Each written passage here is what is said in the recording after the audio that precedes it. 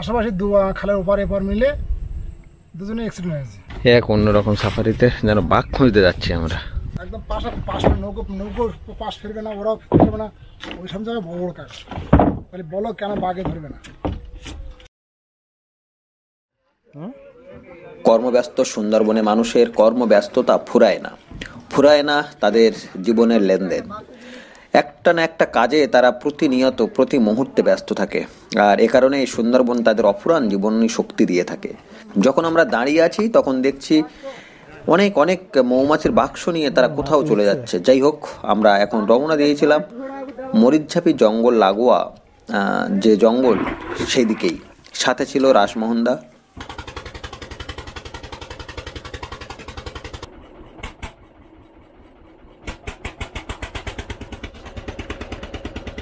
রাসমোহনদার সঙ্গে বৌদি ছিল, তার ছেলে ছিল।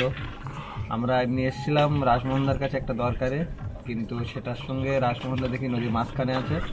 আমাদের আবার গিয়ে আনলো, আনার পর আমরা এখন মরিচঝাপি তুলে যখন বসে আছি, প্রচন্ড গরম, একটা ডিস্টেন্সে আছে, তাই খানিকটা ছায়া আছে এরকম একটা জায়গাতে এসে বসেছি।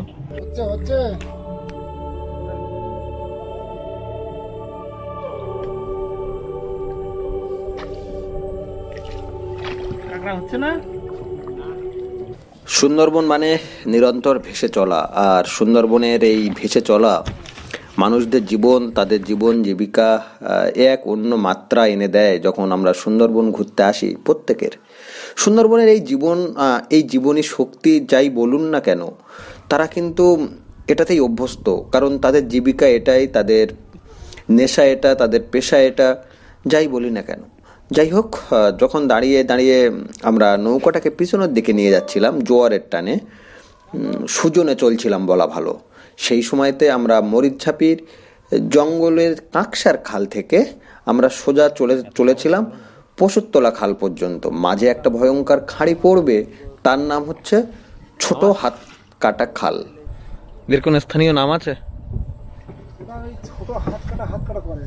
এইটা এখন যে খাঁড়িটা দেখছি এটিকে বলা হচ্ছে ছোট হাত কাটা খাল। তার কারণ নাকি এখান থেকে দুজন মানুষের তুলে নিয়ে গেছিল, তাদের হাত কেটে নিয়ে চলে গেছিল, তাদের বডি ফিরিয়ে আনা গেছিল। সেই থেকে এই অঞ্চলের নাম হয়ে গেছে হাত কাটা খাল। হয়তো বড় হাত কাটা খাল আছে, তাই এর নাম ছোট হাত কাটা খাল। স্থানীয় নাম চলতেই থাকে সুন্দরবনের এক একটা খাঁড়ি, এক একটা খালে। তার কারণ হচ্ছে কাউকে এই জঙ্গল থেকে নিয়ে গেলে তার নাম অনুসারেই এই খাঁড়ি বা খালগুলোর নাম হতে থাকে। এক অন্যরকম সাফারিতে যেন বাঘ খুঁজতে যাচ্ছি আমরা।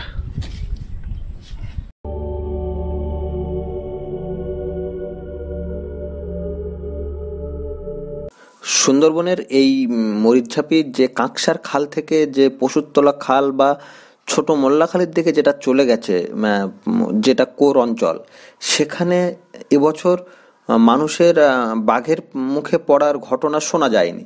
আর শোনা যায়নি বলেই নির্বিঘ্নে তারা অনেক সাহসিকতার সঙ্গে তারা এবার জঙ্গল করছে। জঙ্গলের কূলে কখনো দোন দেওয়া হচ্ছে, থোপা দেওয়া হচ্ছে, আবার কখনো জঙ্গলের ভিতরে চলে যাওয়া হচ্ছে। জঙ্গলের ভিতরে তো এমনি যাওয়া হয়। কথা বলতে বলতে চলে এসেছিলাম পশুরতলা খালের একদম মুখে। পশুরতলা খালের কাছে এসে একটা জিনিস বোঝা গেল, ভয়ঙ্কর কাকে বলে, ভয়ঙ্কর জঙ্গলের খাল বা খাঁড়ি কাকে বলে। মরিচঝাপির এই খালগুলো বা ভারতের সুন্দরবনের যে কোনো জায়গা, সুন্দরবনের যে কোনো খাঁড়িগুলো দেখলেই বোঝা যায় যে ভয়ঙ্কর বিভৎস কাকে বলে। এখানে এসে যখন দাঁড়িয়েছিলাম, বেশিক্ষণ ছিলাম না। 3 লেয়ারের জাল, মাঝখানে কিছুটা জায়গায় গাছ নেই, কোনো কারণে মরে গেছে, সেরকম একটা জায়গা, একটু নির্জনতা ছিল এবং সেখানে নিরাপদ ছিল অবশ্যই। সেই জায়গাটাতে আমরা একটুখানি নৌকাটা বা ছোট বোটটাকে স্টে করে 2-4 কথা শুনছিলাম আমরা। এটা পশুরতলা খাল, তাই তো? এখন যে খালটা আছি, খালটা অনেকটা ভিতরের দিকে ঢুকে গিয়েছে। তুই তো বলছিস ভিতরে ঢুকেছে, কিন্তু একটা জিনিস তুই দেখেছিস, এই যে খালটায় আমরা বসে আছি এখন, হ্যাঁ হ্যাঁ, বেশিক্ষণ বসবো না।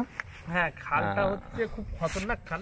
সুন্দরবনে অনেকগুলো খালের মধ্যে এটাও একটা পশুরতলা খাল। ঠিক, পশুরতলা খাল, এবং এটা খুব খতরনাক খাল। এই খালের ইতিহাস আছে একটা, দাদার কাছ শুনে। সেই ইতিহাসটা একটু দাদার কাছ থেকে শুনবো আজকে। আমরা এখান থেকে 10-12 বছর আগে পাশাপাশি খালের ওপার এপার মিলে দুজনে অ্যাক্সিডেন্ট হয়েছে। আচ্ছা, আমরা ওপার থেকে এসে তার লাশ ফিরে নিতে পারিনি।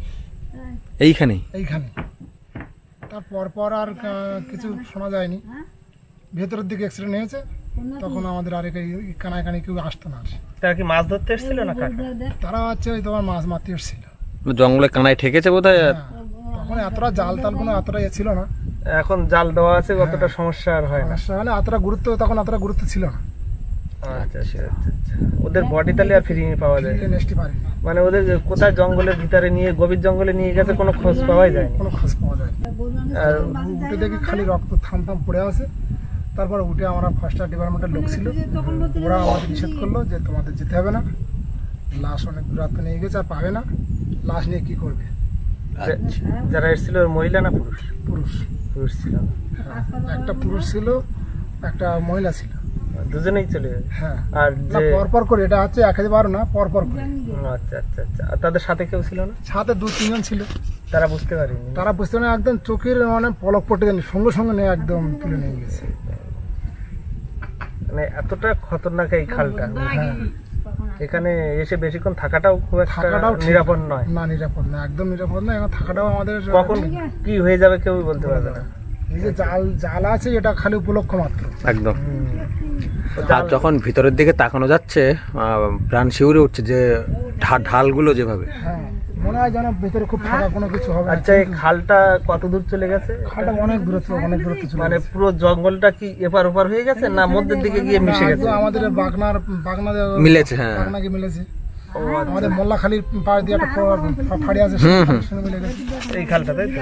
মানে এখান থেকে সুন্দরবনের সবগুলো এই যে মরিচঝাপির যে জঙ্গল, হ্যাঁ, টুকটাক করে সব জায়গায় যাওয়া যায়, সব জায়গায় যাওয়া যাবে এই খালটা দিয়ে, তাই তো? কিন্তু এর ভিতরে প্রবেশ করা নিষেধ আছে। আমরা যখন এই শুনছিলাম খাল সম্পর্কে, আমরা যেখানে আমাদের বোটটা রেখেছি, খালটা থেকে অনেকটা ডিস্টেন্স আমরা ক্যামেরায় কিছুটা জুম করে দেখানোর চেষ্টা করেছি। এখানে একটা ডিস্টেন্স রেখে চলতে হয়, যেটা ফরেস্টের নিয়ম অনুযায়ী। অনেকটাই দূর। আর খালের ভিতরটা বেশ ভয়ঙ্কর দেখাচ্ছে। ভয়ঙ্কর, দেখলে বোঝা যাবে। এবং এখানটাতে বাঘ দেখাটা ইজি ব্যাপার, যখন তখন বাঘ এসে যায় চরেতে। না দেখা ভালো, না দেখাই ভালো, কিন্তু বাঘ যখন তখন এসে যায়। আচ্ছা, এর ভিতরে গিয়ে কি মাছ টাছ ধরে? জাল উল্টিয়ে, যখন জাল উল্টিয়ে যায় তখন তো বিপদটা বেশি। একদম। এখন অ্যাক্সিডেন্ট হচ্ছে জাল উল্টে যারা ভিতরে যাচ্ছে তাদের। তাছাড়া জঙ্গলের বাইরে যারা আছে কোনো অসুবিধা হচ্ছে না। একদম। জঙ্গলের ভিতরে না যাওয়াটাই ভালো। ফরেস্ট থেকে তো বারবার নিষেধ করছে, সবাই নিষেধ করছে। আর এখানে সব সাইনবোর্ড লাগানো ছিল, এখন আবার নষ্ট হয়ে গেছে। প্রত্যেক জায়গায়, প্রত্যেক খালের মুখে মুখে সব সাইনবোর্ড ছিল। একদম পাশে নৌকো পাশ ফিরবে না, ওরাও ফিরবে না, ওই সব জায়গায় বড় কাজ। তাহলে বলো কেন বাঘে ধরবে না?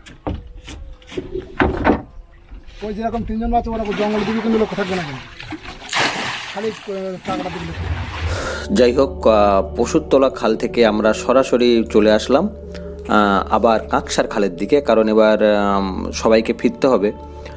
কাঁকসার খালের দিকে যেতে গিয়ে দেখলাম বেশ কিছুটা জায়গা আবার অনেকটা খাঁড়ি হয়ে রয়েছে। রাসমোহন দা এই খাঁড়ি সম্পর্কে তেমন কিছু বলতে পারলেন না, তাই আর অযথা তাকে বিরক্ত করা গেল না। এই বিস্তীর্ণ যে খাঁড়িটি বেশ ভয়ঙ্কর এবং খোলা, যদিও 2-3 লেয়ারের জাল আছে। এরপর আমরা সরাসরি কাঁকসার খালের মুখে চলে এসেছিলাম। কাঁকসার খাল থেকে সরাসরি আমরা উল্টো দিকে ইউটার্ন করে লোকালয় লাগোয়া যে জায়গা থেকে আমরা গেছিলাম সেখানে ফিরে আসলাম। বলে রাখা দরকার, কাঁকসার খালে কিন্তু ভাসমান ফরেস্ট বোট স্টে করে থাকে, যেখানে অল টাইম টহল দেয়, যাতে রয়্যাল বেঙ্গল টাইগার ভারতের সুন্দরবনে লোকালয়ে না চলে আসে।